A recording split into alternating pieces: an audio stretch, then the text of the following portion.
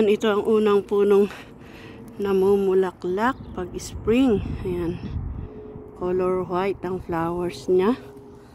Tsaka yung isang puno naman is ayan. Color pink ang flower niya. Siya.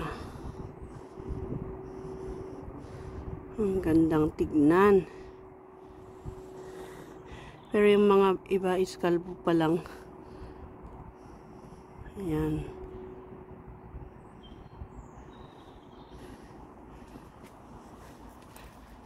Ayan ang ganda ng flower.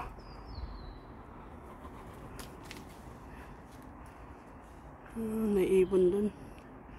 May ibon sa taas. Ayan, ang ganda ng flowers. Nag-bloom na.